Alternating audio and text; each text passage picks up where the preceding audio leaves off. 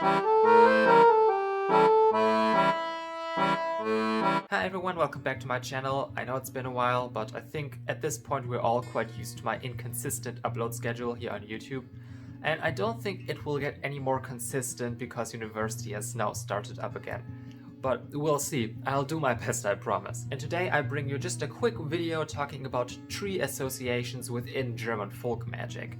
Of course, I cannot cover the importance of each tree type in this video, so I'll be focusing on especially the oak, but I might cover other trees in future videos. And this video is kind of a companion piece to something else. If you haven't seen my community posts or follow me on any of my other social media, you might not know what I'm talking about here, so I'm just going to tell you. I've been a guest on a podcast, specifically the German Folkwitchery podcast. There I got to introduce you guys and the hosts to a specific folklore that exists within my village and how that kind of relates to my personal practice and German folk magic as a whole. And oaks play a pretty big part in that folklore. So if you want to know more about that specifically, I'll put the link to the podcast episode down in the description. So, oaks. What are they all about? Along with some other trees like the birch or the beech tree, the oak is actually one of the most important trees here in Central Europe. And without human intervention, oak forests would cover large chunks of this part of the world. And of course, the people who lived in this environment were very much influenced by the fact that oaks are so plentiful here. In the context of the Germanic tribes, they associated the oak specifically with their thunder deity.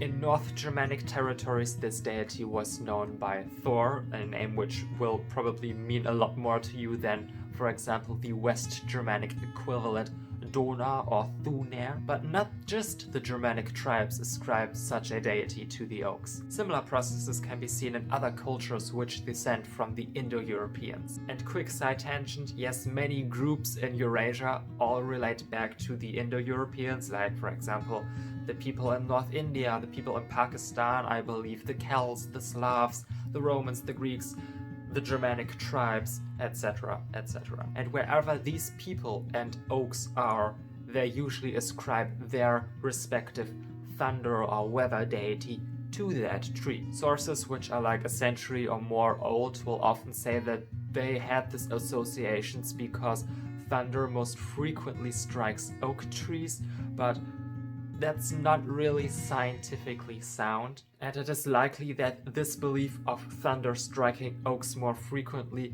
kind of relates back to that belief of a thunder deity being associated with this tree. So it's kind of a chicken or the egg thing. Have people associated this tree with a thunder deity because they believe that this tree was struck by lightning more frequently?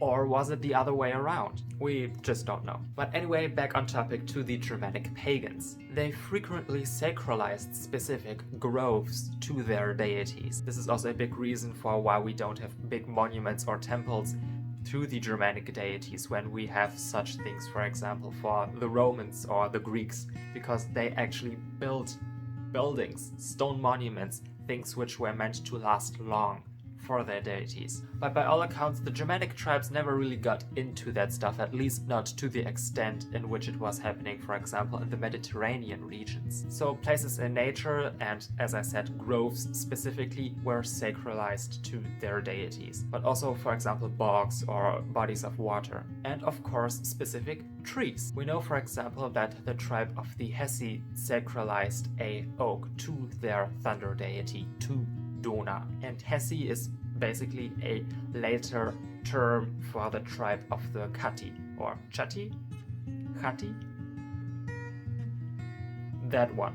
And if you think, Hesse, that sounds a bit familiar, yes, that is where the name of the German state of Hessen comes from. Anyways, this specific oak for Dona was at the center of many ritual activities. For example, things would be sacrificed in his honor around that oak. But sadly, during the Christian conversion period of the Germanic tribes, this oak was cut down by whomst other than our bestest friend Boniface, Mr. Boniface himself.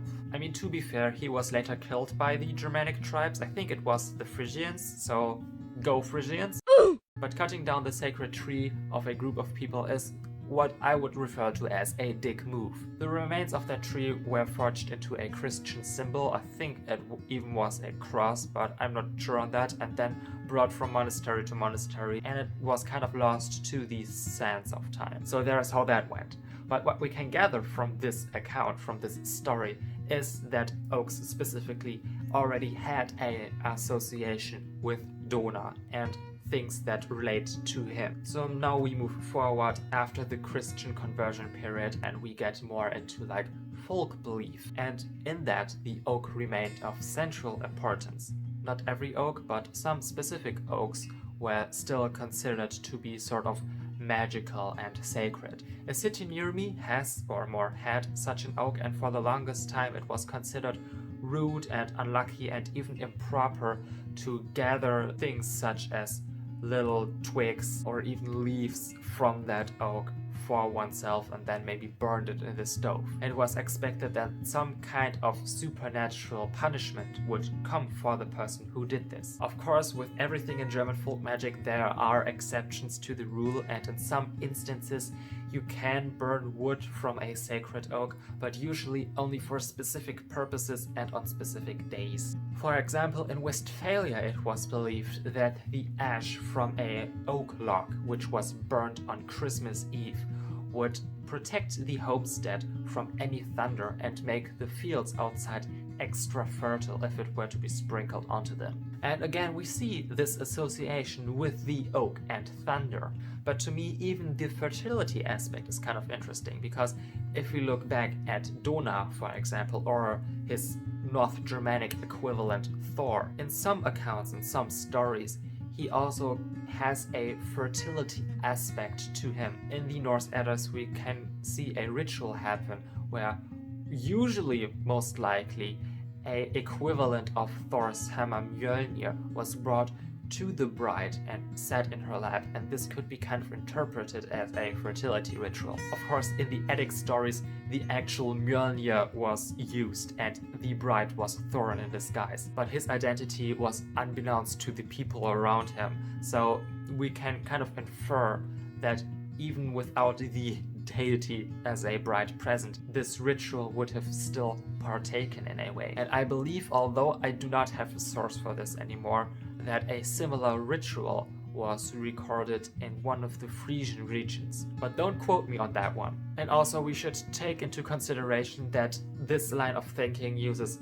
several steps of maybe possibly. The fertility aspect of oak ash could possibly go back to a pre-Christian deity, which could have been possibly associated with fertility in the first place. So it's all kind of but at least it's a thing to keep in mind. Just to go back to Germanic paganism for a second, in the Anglo-Saxon, also called the Anglo-Frisian rune poems, we see the A rune be associated with the oak. I will blend the rune poem in here for a second, and you guys can draw your own conclusions on what potential spiritual significance this poem could have. Another thing that links Dona/Thor to the oak and folklore about the oak is the association with protection. Of course, one of the main things that we see Thor do in the Eddas and general mythology is protect the realm of humans, to kind of keep order in place and battle the forces of chaos, the Jotnar. And in a similar vein, Oakwood